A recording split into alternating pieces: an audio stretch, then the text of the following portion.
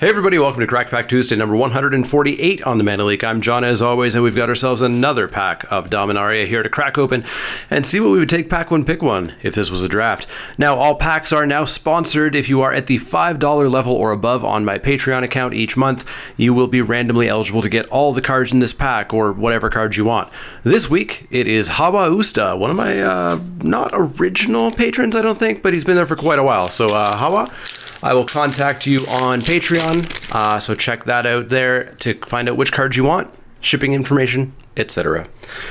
Up first, we've got Healing Grace, a single white mana for an instant. Prevent the next 3 damage that would be dealt to any target this turn by a source of your choice. You gain 3 life. This card is bad. It's unplayable. I said as much in my set reviews. I had to defend my views on it. It is bad. Don't play it. Certainly don't first pick it. Up next is Relic Runner. Relic Runner is 1 and a blue for a creature, human, or rogue. It's a 2/1, and it can't be blocked if you've cast a historic spell this turn.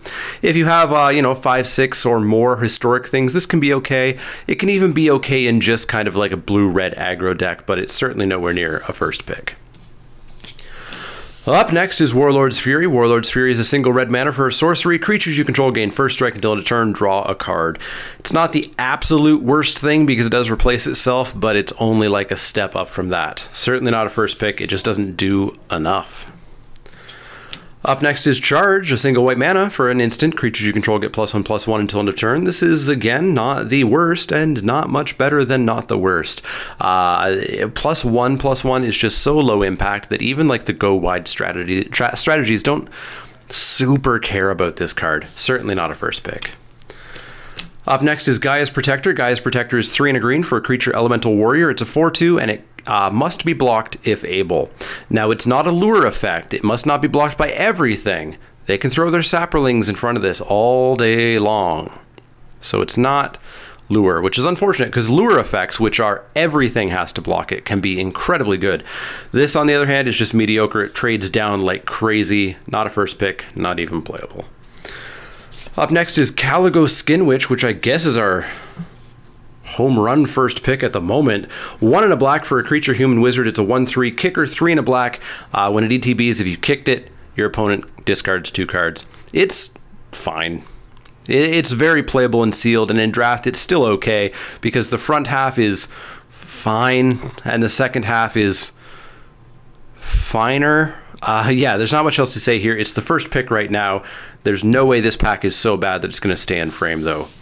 I say optimistically. Up next is Gift of Growth, 1 and a green for an instant, kicker, 2 generic mana. So you untap a target creature and it gets +2/+2 until end of turn, but if you kicked it, +4/+4. This card's fine. Untap instant speed plus power and plus toughness effects are really good.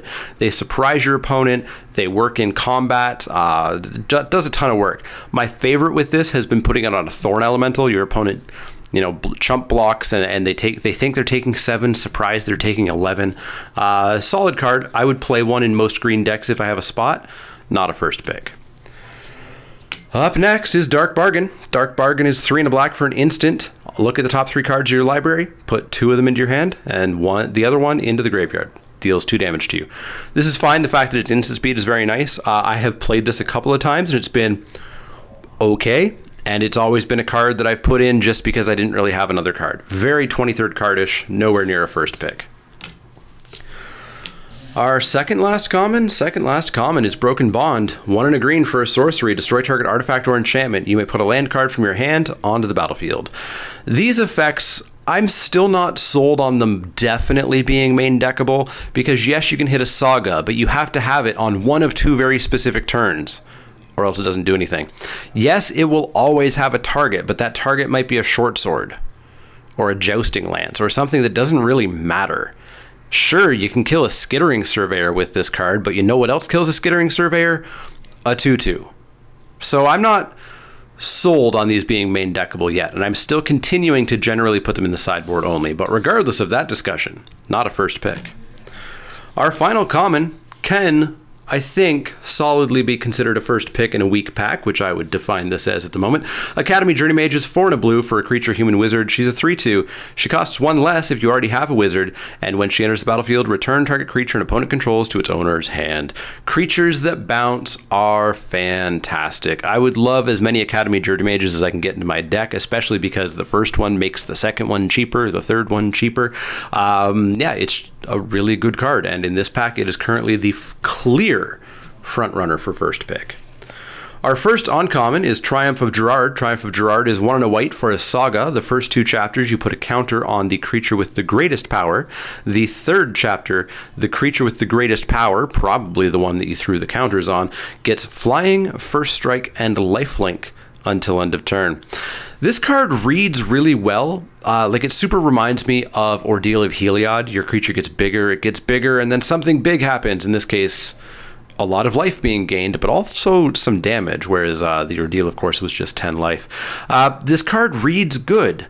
I haven't seen it super perform. I've seen games here and there where it's been backbreaking, but I think anything would have been backbreaking in those situations. There are a lot of cases where the things just don't quite line up with this, and you can get blown out if your opponent just kills your creature with the greatest power. Yeah. I think we can consider it as a potential first pick in this pack. I don't know if it really is. Up next is Warcry Phoenix. Warcry Phoenix is 3 and a green for a creature Phoenix 2/2 flying haste. Whenever you attack with 3 or more creatures, you may pay 2 and a red. If you do, return Warcry Phoenix from your graveyard to the battlefield tapped and attacking. This card reads a lot better than it is. 2/2 flying haste that can come back and come back and come back sounds great. But if you're already attacking with 3 or more creatures without a care, why do you need that back? What's a 2/2 going to do for you? Get a 3/3 in your deck. Hell, get an aura in your deck for that matter. Warcry Phoenix reads way, way, way better than it is. I don't think I would ever consider first picking a Warcry Phoenix, certainly not against these 2 cards, and there's a lot of decks where I actually cut it. This card reads way better than it actually performs. Our final uncommon is Slimefoot the Stowaway. Slimefoot the Stowaway is 1 black-green for a legendary creature Fungus.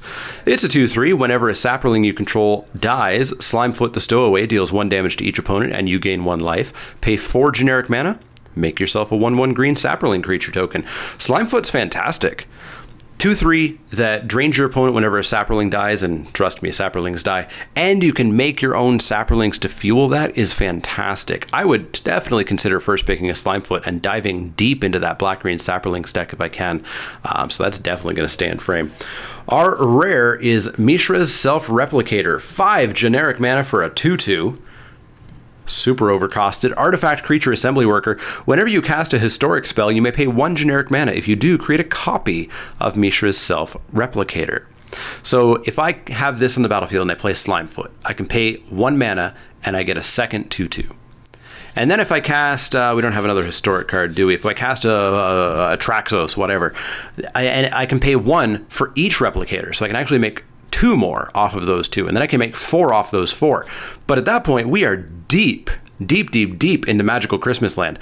I've not seen Mishra's Self-Replicator work. You don't have that many historic cards in a deck. You just don't.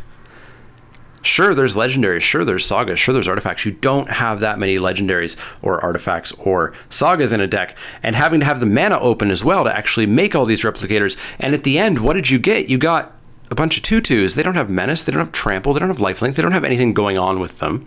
So I don't think that Mishra's Self-Replicator is actually any good, and I think I actually just don't ever really pick it. I'd love to give it a try at some point, but I've never seen it work on people's streams, on videos, on the other side of the battlefield, so I'm out currently on Mishra's Self-Replicator, which leaves us with these 3 cards as our first pick, and I think Slimefoot is just the clear pick. Triumph is kicked out for sure, so I think it's arguably between those 2 cards, and I'm just going to go with Slimefoot. This set has some very significantly powerful uncommons, and even though they're 2 colors, starting a draft with one is a really good start. start, because you probably should even just splash for them. I could end up green-white and splash black for Slimefoot and feel pretty darn good about it.